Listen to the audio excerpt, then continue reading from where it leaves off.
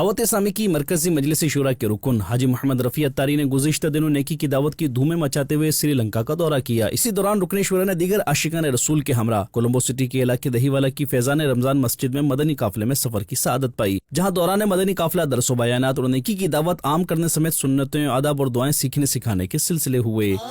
مدنی قافلے میں ہم کریں مل کر سفر،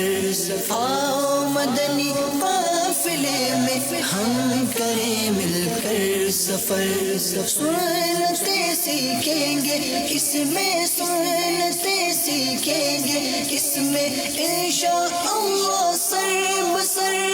آؤ مدنی قافلے میں ہم کریں مل کر سفر، آؤ مدنی قافلے میں ہم کریں مل کر سفر۔ دوسری جانب کولمبو میں ہی مختلف شعبۂ زندگی سے وابستہ افراد و عاشقان رسول کے درمیان نیکی کی دعوت کا سلسلہ ہوا، جبکہ فیضان مدینہ میں ذمہ داران سے ملاقات کے دوران رکن شورا نے اسلامی بھائیوں کی دینی کاموں کے حوالے سے رہنمائی کی۔